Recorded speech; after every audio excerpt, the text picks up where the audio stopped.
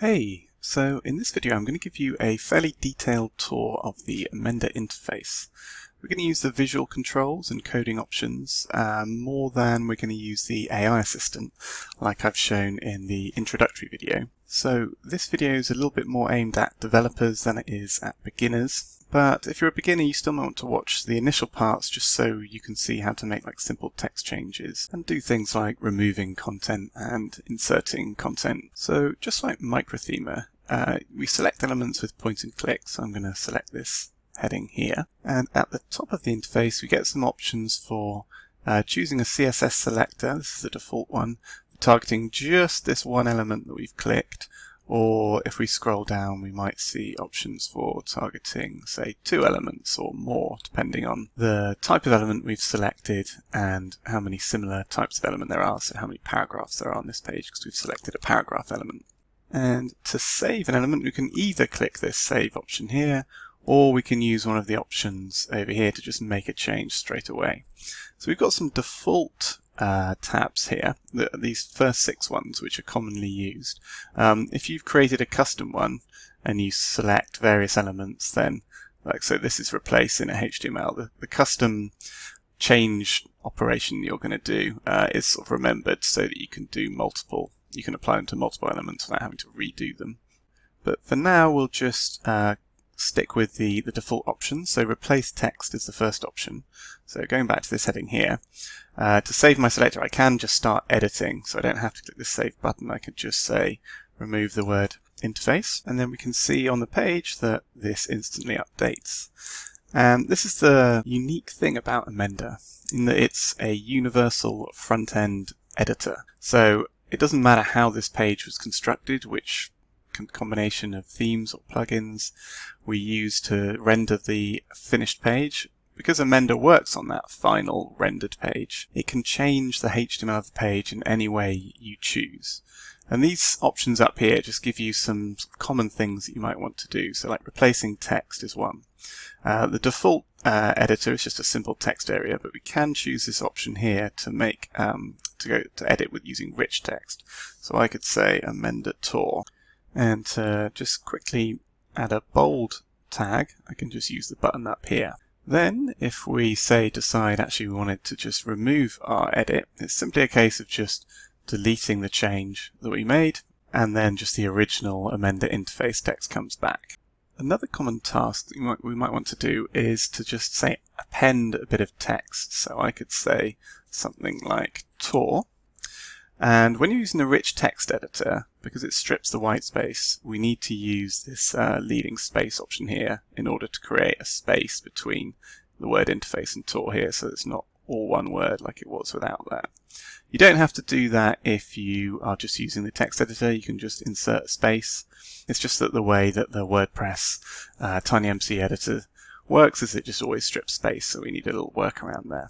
While we're on the subject of the rich text editor formatting, actually, there's another option I'd like to draw your attention to, and that's just the toggling of paragraphs. So if we were writing, say, a section in a blog article, you'd probably want to enable this option here, and that way, as you format text, instead of using line breaks, when you start a new line, it'll format paragraphs. Okay, and just the same way that when we replaced the text and we undid our change, you could select everything here and just delete it to undo our changes. Or there's if you've entered values in all of these fields here, like chosen a specific event, we'll move on to this stuff later, and maybe customize that action and the aspect rather than just having the default add text in this case. Just a shortcut for just quickly clearing your changes to use this option here, and that just reverts everything back. Okay, so then moving on to this next option, to remove HTML, there's a switch you need to use to actually enable this. So if we click on this switch, then we see that our site title's disappeared. When we use the remove option, we actually remove the HTML from the page, which is a bit different. You might have used, say, CSS in the past to just hide something with display none using microthemer or custom CSS. But this actually takes it out of the page. And there's a few reasons why you might want to do that. One is you might say you're optimizing your page for speed, and there's some junk content that your theme or plugin is outputting that isn't necessary, you can select it and then just remove it to reduce the size of the HTML sent to the browser. For that to happen, for page speed optimization, you would want to set the event to server-side HTML, server HTML ready. That just means that the removal of the HTML happens on the server, not after the page has already been sent to the browser, which is the default option of DOM content loaded. And you might use this as well if sometimes, say, you've got kind of a bit of a conflict between your themes, your theme and a plugin where two different WordPress tools, say, output a heading 1 tag. So you end up with two heading 1 tags, which is invalid and not good for SEO. Then you can use this removal feature to fix those kinds of problems. And another use case for this would be, say, just to hide content only on mobile. So you keep this, at the moment we're on the All Devices tab, but say you wanted screens below 980 pixels or 768 pixels, about this size. Say you wanted to just remove something just on mobile. So say I didn't want this text. I either wanted to fully remove it, or I maybe decided that I would just make it shorter just on mobile. Then that's great use of combining these responsive tabs with a specific type of change in Amender. So I could just make this a lot shorter. Okay, so I'll just undo that. Put the text back, and we'll go back to the All Devices tab, and then we'll just move on to the Add Class option. So this is where we're going to start looking at the actual code a little bit. So I could say my custom class 1, my custom class 2. And to make it more readable, we are free to put the classes on 2 lines. And if we have a little look at the HTML by using this inspection option down here, we can see that this paragraph element here has got these 2 custom classes, my custom class 1 and my custom class 2. And actually, there needs to be a space here. But this option to add custom classes to any element on the page is very useful if you prefer working with CSS utility libraries, either Tailwind or some WordPress specific ones like ACSS or Core Framework.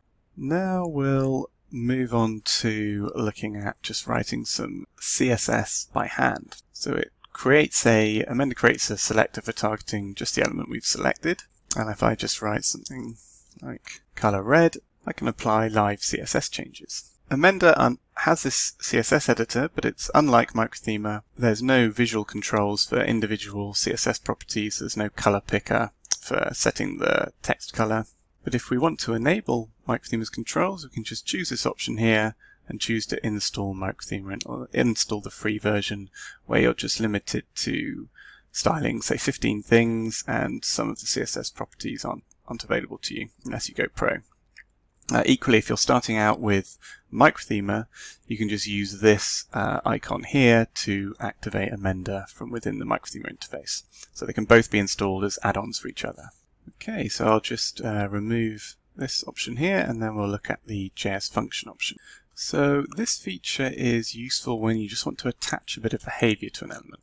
So I just clicked onto this text editor here, and it just highlights the name of the function, which is example function. So I'm going to call it interact with.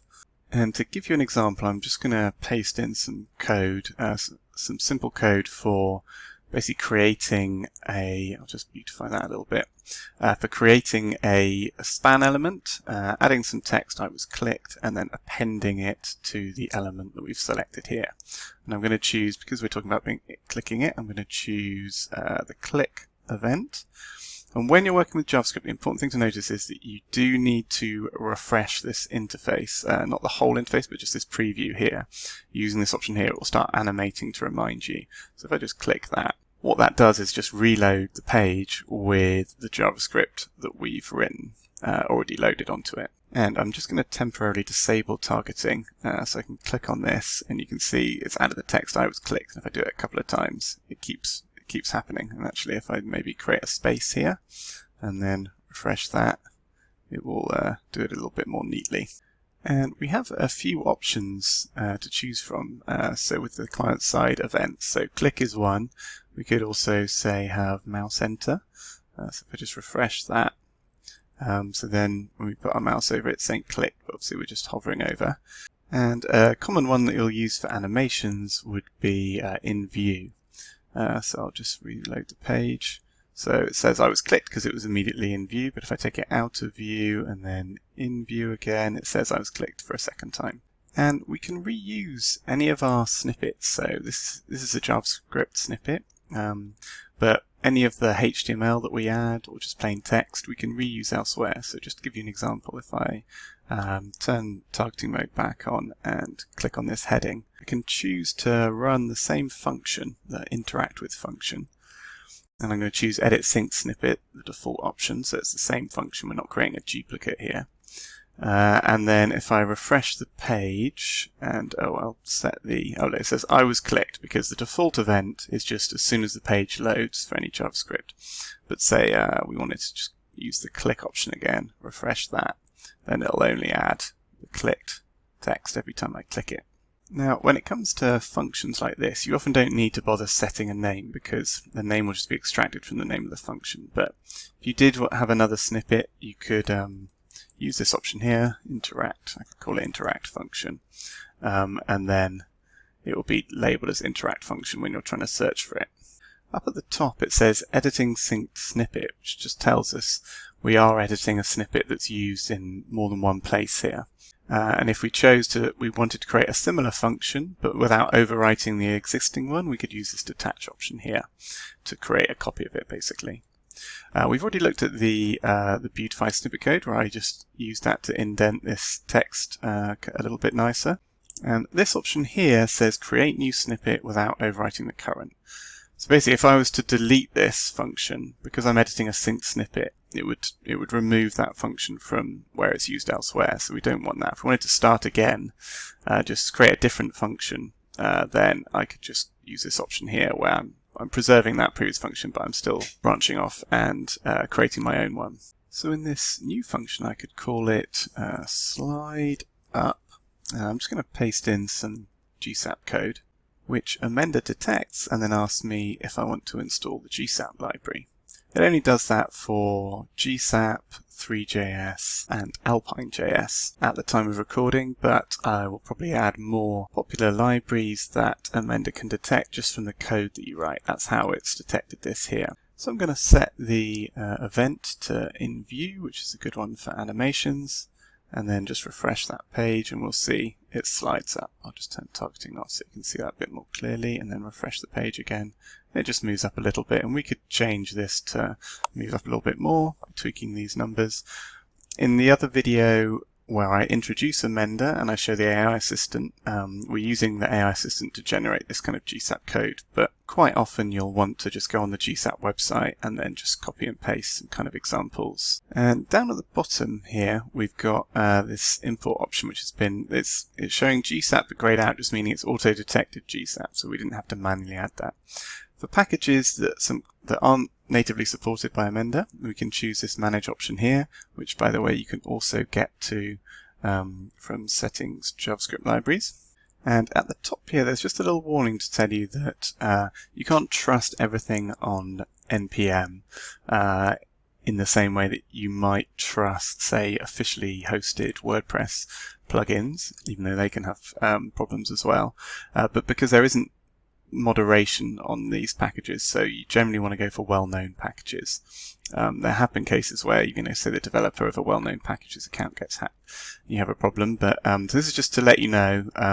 Imagine for those of you who use NPM quite a lot, then we'll probably just ignore this one. But for those of you who haven't heard of NPM really, you just want to be a bit careful. And if you want to be really safe, you maybe just don't use this feature. However, it is a very useful feature if you are a regular user of NPM in other environments and you want an easy way to just load packages on your WordPress site only when they're needed. So you can tap into the folder management that we'll look at shortly, where both Amender and a microtheme will allow you to conditionally load the CSS, or in this case the Amender code contained within those folders, just on specific pages. So say I wanted to add Tippy, which is a JavaScript library for adding tooltips. I could type in Tippy.js and select it from the drop down here and then just click add. The default option, which you can change, is to deliver this JavaScript via a CDN. So it will basically just give us a JS deliver URL, which our page will link to wherever we're making use of this package. We could also set the default to local or change it at any time here. And that just means we actually copy the package to the server where you're hosting your WordPress site. And so we can just link to it using a local relative URL. And Amender only supports adding JavaScript packages using the modern way, which is using JavaScript modules. JavaScript modules have performance benefits because they only run when the rest of the page, all of the HTML, has been rendered, so they're not render blocking, which is another way of saying they won't slow down the initial page loading time of your site. The other difference is that the way you reference the variables contained within JavaScript modules, in this case Tippy, so you have this syntax, so import Tippy from tippy.js, or import GSAP from GSAP, and the JS isn't actually necessary, it's just that this package happens to be called .js, but what Amender does is it basically creates an import map for any packages that you add to your page. And so you can reference a particular package like GSAP just by name here. Like again, it's very similar to the way you would use NPM locally using Vite or something. But instead of you can write the code yourself if you like at the top, not with a function, but if you were using run, if you were adding just a JS file, you could write the syntax of import, say GSAP from GSAP. But the way Amender handles it is you've got these options here where you could say import Tippy from tippy.js. So it just kind of takes care of this stuff for you if you're using the visual options here. Just by selecting tippy.js, that means Tippy will load on the page. If we were to just click that, then Tippy will no longer load on the page. And because our current edit here is inside a folder called home, which if we click on here, we can see there's a condition that says only if it's on this page with an ID of 7, then we know that our package loads where it's needed, but it's not going to generally add bloat to the whole website. It's not going to load on every page on the website. Just going back to this package management screen for a minute. The other thing we can see is actually the size of the package. So you can see Tippy's 41 megabytes, and it will be minified by default. The version will be the latest version, but we can choose a specific version if we wanted to, and then click Update. And we've also got some docs. So you see the syntax it's telling you if you were to be manually writing this yourself, which you can change by the way as well, is something that Amender does automatically.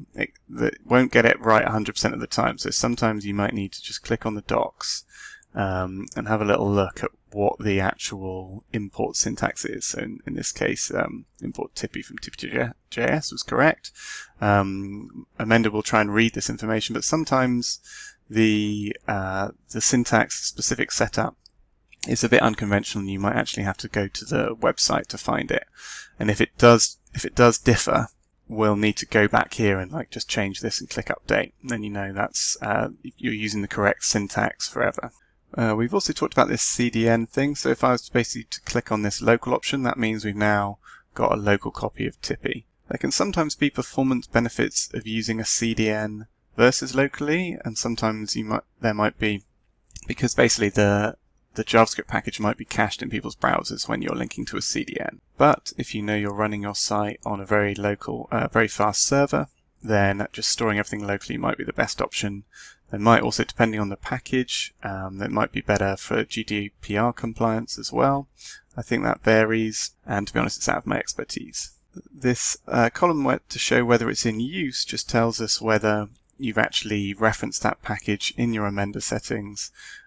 So if it's not in use, then it's safer to delete, right? Because if you delete a package that some of your code depends on, some GSAP code that we just used for that slider, for instance, and then we delete it, then we're going to get errors on our site. So if you did want to delete a package that is in use, like GSAP, the thing to do is just to find where it is. So we know where it is here because we can see it. But if we weren't already looking at it, we could type in GSAP and then in this folder search option, and then just click here and jump to it, and then think, okay, do we need that? Could we, if we wanted to run an animation just with vanilla JavaScript, we could replace this, and then we could remove this package and delete it.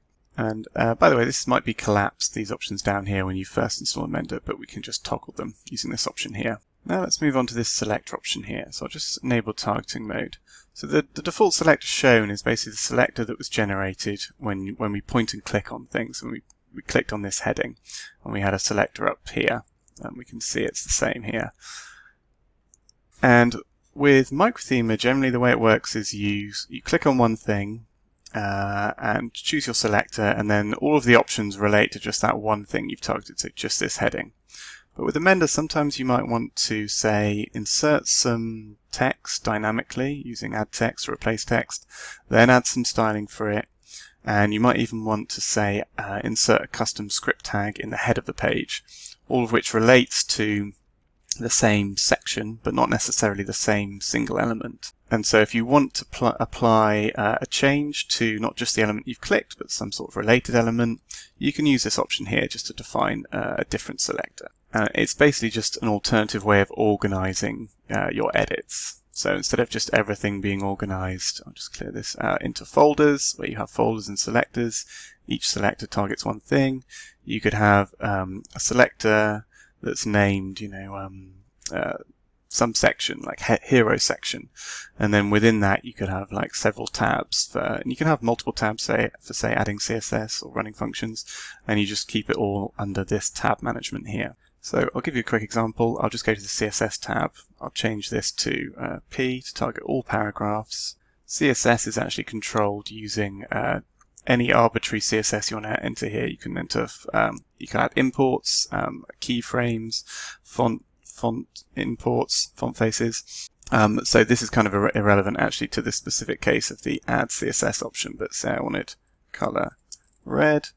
I'm free to do that. I can add any number of selectors. It's not just the single selector pattern here. But say I wanted, using a different example, to say for adding text, I wanted to add some text, a suffix to every single paragraph. What I could do is I could just put P here and then say suffix.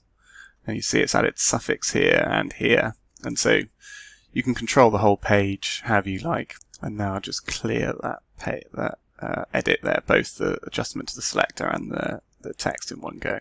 Okay, so we've now reviewed all of the default options when you first install Amender for just quick shortcuts for adding, removing and editing text and adding classes and CSS styles, or a bit of interactivity.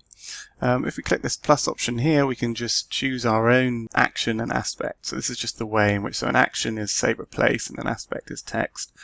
But there's plenty of others. So say we wanted to insert something after this, some HTML, and I could say my new paragraph.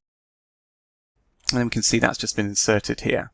We could also insert it before using the insert before option. And let's see what else there is. So append would just say add it to the actual heading 1, so it would be large text because it's all within the same H1 tag.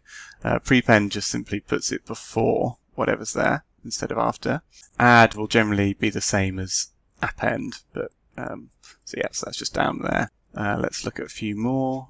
So replace we've seen, well, replace HTML. So the reason text is the default is quite often you just want to replace some of the inner text content without actually fully wiping out the outer HTML of the element. But in this case we're replacing the whole H1, so that H1 is fully gone, and instead we've just got a paragraph. Let's see what else we've got. Replace substring. So I could find, say, turning, and then instead of saying turning, it says my new paragraph into ideas into experiences. And what that's done is basically just found the text string turning in the HTML and replaced it with this. Lazy load is another option. So it's a bit like remove. I'll just turn highlighting off. It's a bit like remove, only it removes it from the server-side HTML, replaces it with a little placeholder, and then when the rest of the page has finished loading, the content is put back dynamically. So if we click enable this, it will say content will lazy load and be publicly accessible. That just means that it will be stored in the database, and there'll be like an access token that with that access token, people will be able to view the content. So it means you shouldn't lazy load some sort of sensitive, administrator only or user only, so someone that needs to be logged in and it's private information. You shouldn't lazy load that. That's just what this warning's about, because all that will be needed to view that information is like a 20-digit random access token. But obviously it's fine for public information. Okay, so if it's an image like this, you might use this for videos and images, although the best option for that is just to set to use these options here. So I would say I could say add, and I'll put loading as the attribute and say lazy, and what that will do is just add an attribute called loading, which allows the browser to just treat, say, a very heavy image or video as asynchronously loading. But you can only do that with images and videos. You can't do that for, and iframes, I think. You can't do that for like whole sections of HTML. And sometimes you'll want to keep your HTML, or a lot of the time you want to keep your HTML content for SEO reasons, if there's some keywords and to give the search engines an idea of what the page is about. But sometimes there's very heavy, dense HTML that's added by a theme or plugin that just doesn't need to slow down the initial view of the page. Say it might be out of the initial scroll view, it might be below the fold, as we say, and so there's really no reason for it to slow down the initial page of load of the page. So by using this option to lazy load. So lazy load only works with HTML, so you get that warning earlier. Then we can let's turn this on again. Yeah. Then we can save ourselves. We can just optimize the speed of our site, basically. So that's quite a handy feature, but it's not one of the default options because you don't need to use that all the time. Move is an interesting one. So let me just clear these changes. So the first thing you do is you find an element where you want to move something to. So maybe I could say, I don't know, what this element here. So I'll target this work heading here, and then I'm going to copy, because we get a selector generated for us. So I'm just going to copy that to my clipboard, and then let's say I'll just move this single element here, my philosophy, and I'm going to say move it after, where was it? It was down here. Move it to here. And then all of a sudden it's moved it and it's appended it to this same heading 2 element here. And in fact, we could put it before it or after it. This ability to move things around in the DOM very precisely can actually be quite handy when, say, you're trying to style some content generated by a plugin, and you want to. This is particularly the case with Flexbox or CSS Grid, or even using positioning that isn't static, like absolute or relative. Often you want to have a containing context to set the alignment. So you might want to make sure that it forms part of a grid item by ensuring that the element has the same parent as all of the other grid items. And there's just no way of getting around this option sometimes. Just if you can't change the HTML structure of the content you're working with, you just can't solve certain problems with CSS, even if you try all sorts of jujitsu to get there. So this feature can really save you a lot of time with that particular type of problem. And remember that with microtheme you've got various ways of being precise about what you're targeting. So I've just clicked on this option here. We've got the options here just to move up to the parent element, and we can still use this HTML inspection tool here to, say, click on a specific parent element where we want to move something before or after or append to.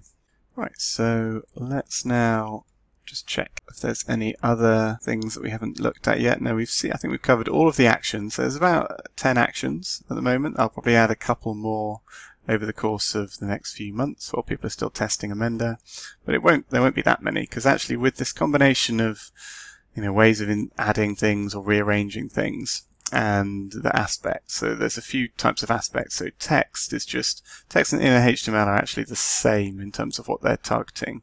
It's the content within the HTML tags of an element.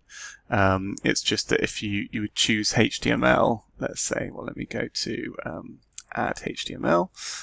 If you just want this text editor here with color coding for further tags and indentation, things like that, as opposed to if you wanted to, you would use text if you were, say, more interested in using either you're just editing something very simple like the content of a heading, and you only need to edit the text, or if you wanted to make use of, say, the rich text editor here, where we've got this formatting. So these are the kind of similar, and then CSS we've looked at, and JavaScript. So if you wanted to add JavaScript, so let's create a new snippet. Then any content you had here will be added to a JavaScript file, an external JavaScript file which gets added to the page using a script tag, a JavaScript module script tag. These JavaScript module script tags will run as soon as everything else on the page basically has, so all the HTML has loaded, the CSS styles have loaded. That's when these will run. The reason I haven't added add.js as the default option here is just that when you run functions, you can choose the order in which it runs. So it will run after say you want to dynamically add some text or some HTML, and then attach some functionality to it. We need the add action to run before, so it runs in this order from left to right, top to bottom. And so you just have a bit more control over the execution order, whereas with JS it just runs as soon as the page is loaded, and that's actually before any of these options run. Okay, so now what else is there? So we've seen JS function. The other type of aspect we haven't looked at so far is adding or removing both parent or child wrappers. So let me see if we'll give you an example of this. So here we just have a paragraph tag. I might want to say add parent wrapper, and I could choose a div. Okay, and what that means is that this paragraph tag is now contained within a div, and if I wanted to, say, give it id equals my div, we can see that we've now got a div that contains the paragraph with our specific ID. And if I wanted to set child wrapper, I might say a span, and set that as a child wrapper. And now inside our paragraph we have a span. And it's quite useful to, sometimes you just need, again going back to the issue of CSS styling, sometimes you want to center something inside another element, or you want to create a grid and then use the place items and place content center to make things both vertically and horizontally centered. There's various times where you might just need to add a little HTML just to CSS styling, and equally the remove wrapper option is useful for a similar thing. Sometimes it might just be because you want to remove some bloat. If something's adding, say a page builder is adding too many like container divs to something, you might want to use this remove option. So let me see, where can I use this to give you an example. Okay, well, if I select this element is inside a div. So if I could say remove parent wrapper, and we have to click this enable option. So let's just remove that. I just added a bit of spacing. And in future, by the way, I was thinking of adding an option to specify how many levels of parent wrapper should be removed. So, you know, if you've got a section where there's just like, say, 6 wrappers that aren't really necessary, then this will come in handy, I think, to just really clean up the page. Okay, let's have a look at there. So attribute string, that's just if you say you want to add just a series of classes or IDs and other things, you can just enter an attribute string here, like I did for the ID attribute on the wrapper that I just showed you. And then all of the other options are just single attributes. So you can enter any attribute here with an add or remove, etc. So we did loading, which isn't in the list. I'll extend this list actually a little bit, but probably most commonly you'll want to add classes. And by the way, Amender does have support for Tailwind. So it's not enabled by default, but if we enable Tailwind, save preferences,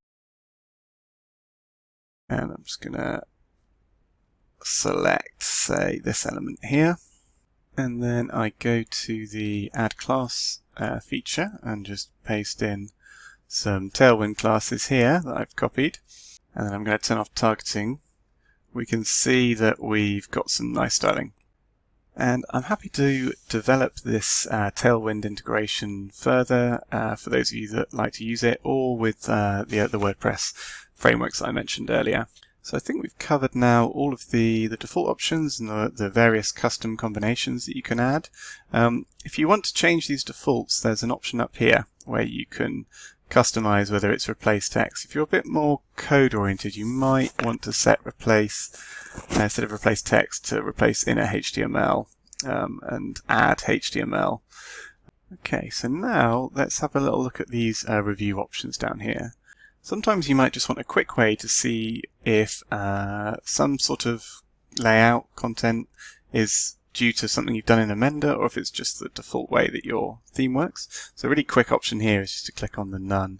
So that means, we've lost our gradient. This is just how the website looked initially without any of our changes.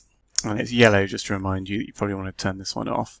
Normal, we'll just put all of our changes back, and review, we still get to see our changes up the top here, but at the bottom of the page we've got some stats and some information that tells us all of our changes. So let's talk about the server-side performance first. So it's telling us that it's taken 4.6 milliseconds to do asset preparation. That's basically just on queuing some JavaScript and some CSS because we're making use of some Tailwind, and HTML adjustments because we haven't added any server-side HTML adjustments. It all happens in the browser after the page has been sent to the browser and it's been rendered, so in a non-blocking way. So there's no time spent there, so 4 milliseconds, that's basically nothing. This is milliseconds, not seconds. And down on the asset size, we've got no CSS because we've just used classes. Now that some CSS has been generated, but although it's not logging that, so that's something I need to do. It'll be very small though with Tailwind in general. 0.4 kilobytes of JavaScript, and that's because we've added a function to do some animation slider, and we also had that custom function for adding a span that said I've been clicked. JavaScript packages is 68 because we're just keeping GSAP. And the modifications JSON is also very small at 1.6 kilobytes. That's basically just some instructions to apply some changes to our page dynamically. And then Amender scripts is, that's just basically what makes Amender work on the client side. It's 17 kilobytes, and so in total we've got 87 kilobytes. If we scroll down here, we can see the individual modifications. So we've got our interact with function, and we've got our slide up function, and we've got our Tailwind classes, and we added a child wrapper, and we moved some HTML. And this edit link just gives us an easy way of editing any of the modifications that we've applied to the current page. So I could go back to the interact with function by clicking this edit here, and then just clear that from happening. There's also something I wanted to show you about, I'll just enable targeting, about above the fold versus below the fold and flashes of unstyled content. So if I wanted to change the text here, say with using the replace text, and instead of turning I would say transforming. The default event is DOM content loaded, and that means if we refresh the page, hang on, let me put it back to normal. If we refresh the page, we might catch a glimpse of it saying, very quickly saying the original text. I've forgotten what that is. And that's because we've got the change happening in the browser when the initial content's already been sent. If we wanted to remove that, that's when you would probably choose server side. Now, if we refresh the page, because when you're working with Amender, the edits have to happen live in the browser just because that's what the editor needs to happen. But if we were to go to a new page, and then I'll just refresh this, it just always says transforming.